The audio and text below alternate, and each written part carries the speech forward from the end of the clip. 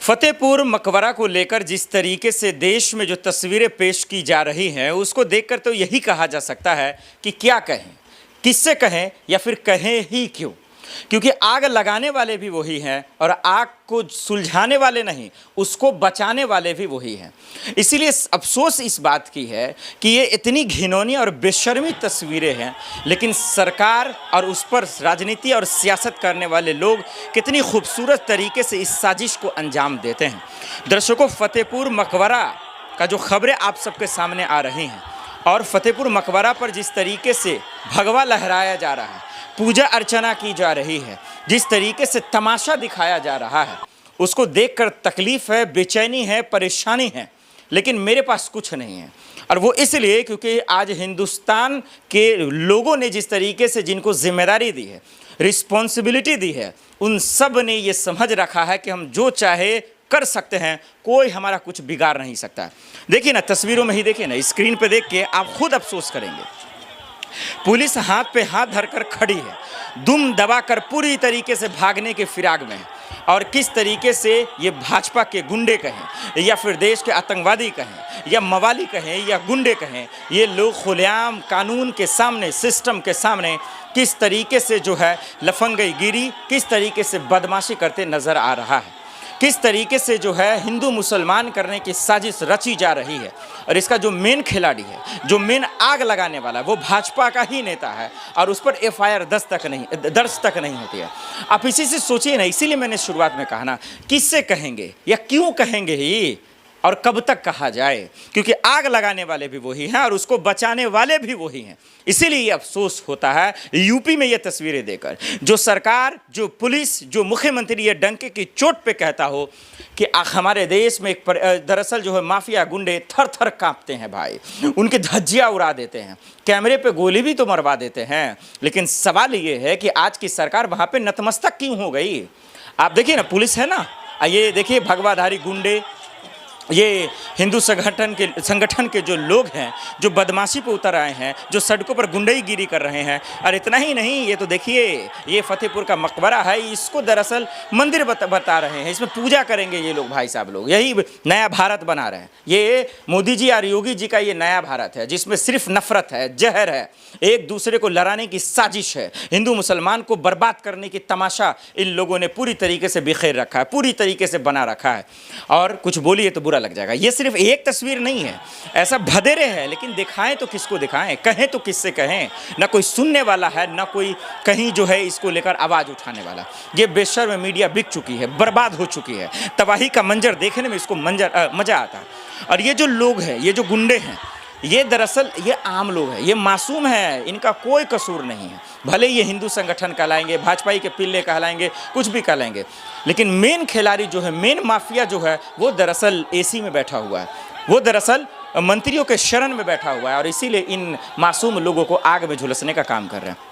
बस सिर्फ खबरें यही है दर्शकों, फतेहपुर मकबरा को लेकर वो मंदिर बनाना चाहते हैं, पहले संभल और अब यहाँ का मामला आ रहा है। और अभी आ रही खबरें दिखाएंगे। आज हरियाणा के नूह में फिर से हिंसा हुई दर्शकों, आगजनी हुई, इस पूरी दुकान को जला दिया गया।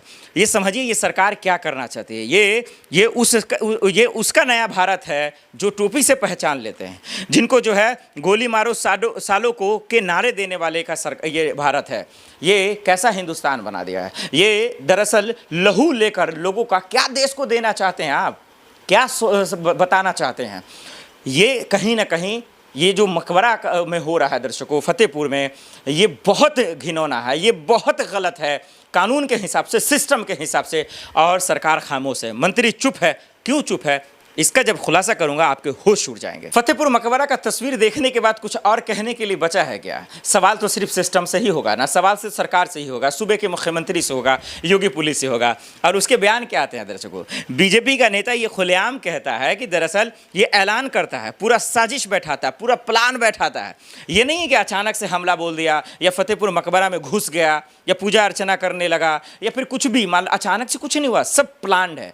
ये मतलब पूरी तरीके से प्री प्लान्ड है। सब लोग को इन्फॉर्म भेजा गया, कितने लोग आएंगे, कहाँ आएंगे, और योगी पुलिस मुस्तैद है, आपने तस्वीरों में देखा भी होगा। उसके बावजूद हम सबको ये घिनौना तस्वीर देखने को मिल रहा है। और योगी पुलिस से सवाल पूछे, डीएम से सवाल पूछे, आईएएस से, एसपी से सवाल पूछे, तो वो कह रहा है भाई अचानक से कैसे आ गए मुझे पता नहीं है। मतलब बेशर्मी की एक जो है हद होती है। इसीलिए मैंने कहा मैं थक चुका हूँ बोल बोलकर, ये गोदी मीडिया से थक चुका हूँ, ये नए भारत के मंत्री नेता गुंडों से थक चुका हूँ कि आखिर कहे तो किससे कहें, बोले तो किससे बोले, तो आखिर कौन सुनने वाला है।